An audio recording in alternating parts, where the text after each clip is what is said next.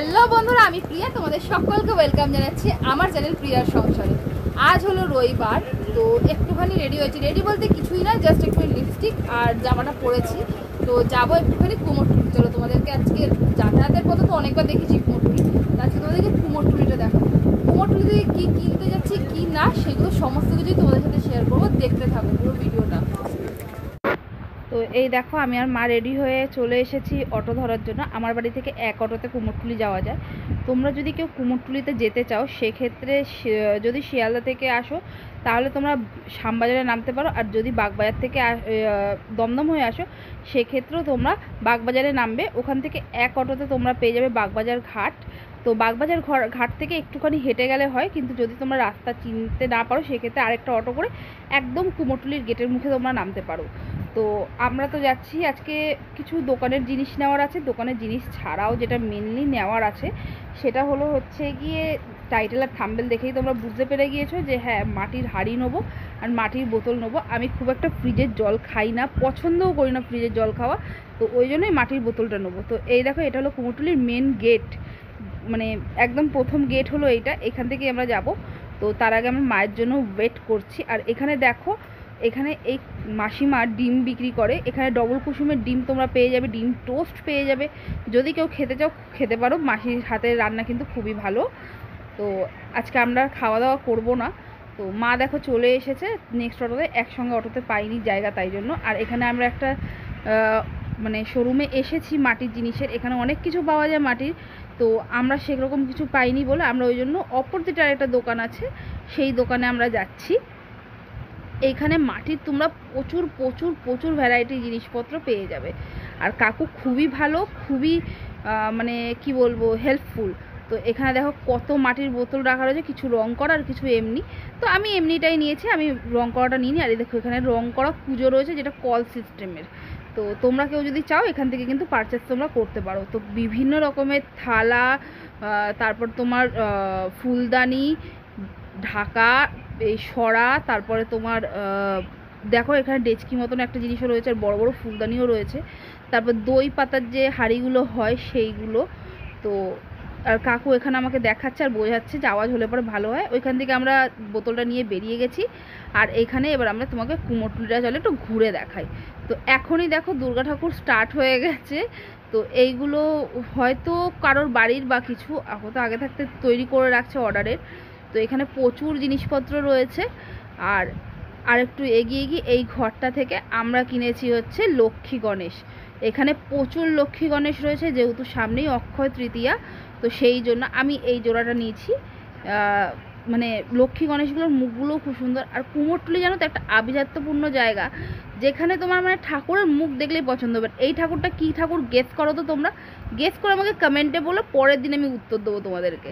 তো সেইখান থেকে আমরা লক্ষ্মী গণেশ নিয়ে বেরিয়ে পড়েছি। এইবারে দেখো এখানে কদম ফুল, শোলার টোপর, তারপরে মুটুক, এছাড়াও শোলার যাবতীয় মালা, তারপর চালিতে যে লাগায় কাগজের চাটাই বলে সামথিং এরকম কিছু, সেইগুলো কত সুন্দর। এখানে হাতের কাজ, সত্যি হাতের কাজের কোনো দাম হয় না। আর এখানে দেখো এই নারায়ণটি কি সুন্দর, কি অপূর্ব দেখতে।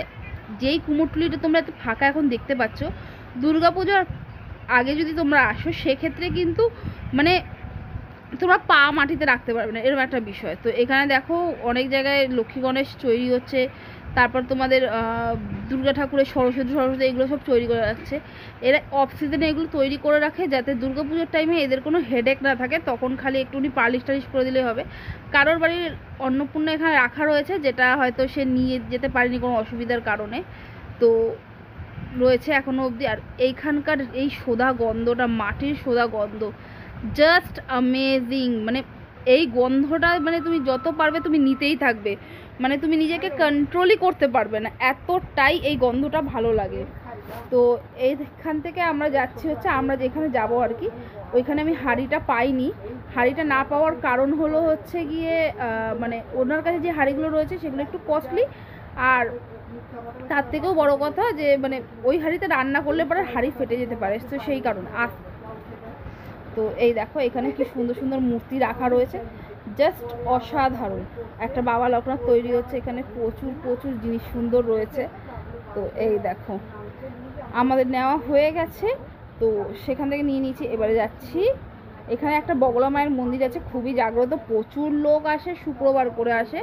তো পার্টিকুলার শুক্রবার দিনটা। আর আমরা এখন এসেছি বিখ্যাত রাখালবালের বাড়িতে। তার বাড়িতে গতকালই শীতলা ঠাকুর আর কালী ঠাকুরের পুজো হয়েছে, তো সেটা রাখা রয়েছে। আর কাজ দিয়ে পুরো মনসা মন্দিরটা ঢাকা, নাহলে মনসা ঠাকুরও তোমাদেরকে দেখাতাম। আর এইখানে এসেছি আমরা হাড়ি নিতে। এই দেখো, এনার কাছেও কিন্তু পুজো, হাড়ি, ঘর, ঢাকা সরা, এগুলো তোমরা কালেকশন প্রচুর পরিমাণে পেয়ে যাবে, কোনো অসুবিধা হবে না সেক্ষেত্রে। আর কাকুরও ব্যবহার খুব সুন্দর। এবার চলো বাড়ির উদ্দেশ্যে যাব, কিন্তু তার আগে পেয়েছে বিভৎসজোর খিদে। তো আমি আর মা দুজনে মিলেই ঠিক করেছি খেতে যাব। তো লালটু কেবিনে আমি গেছি, আমি যখনই লালটু কেবিনে যাই তখনই কিন্তু শেষ হয়ে যায়। তো বাগবাজার বিখ্যাত আরেকটা ফুড কর্নার হলো হচ্ছে কিন্তু লালটু কেবিন। এখানে ভাপা চিকেনটা অসাম খেতে হয়। তো কথা বলতে বলতে দেখো আমরা বাগবাজার ব্রিজ ধরে নিয়েছি, চলেও এসেছি। তো এখানে মা আবার খাচ্ছে পিন্টারদার দোকানের চা, আমাদের এলাকার খুবই ফেমাস পিন্টারদার দোকানের চা, মানে দারুণ কফি আর চা, অসাধারণ খেতে হয়। মানে দাদা দিয়ে কুল করতে পারে না। আমি জানি না এখন অবধি কোনো ব্লগার কেন অবধি আসেনি দাদার কাছে, বাস দাদা ব্যাপক চা বানায়, জাস্ট অসাধারণ। আমি চা খাই না, কফি খাই যদিও। তো কথা বলতে বলতে দেখো বাড়ি পৌঁছে গেছি, অলমোস্ট না, দোকানের সামনে চলে এসেছি। তো দোকানের জিনিসটা যেটা নিতে গেছিলাম সেটা সাসপেন্স রয়েছে, তোমার দাদাভাইকে দিয়ে চল।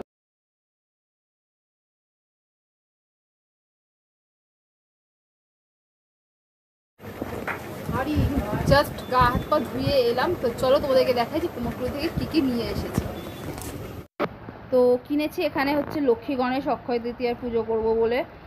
আমার লক্ষ্মী গণেশটা কীরকম হচ্ছে আমাকে কমেন্ট করে জানিও। আর কিনেছি মাটির বোতল আর মাটির হাঁড়ি।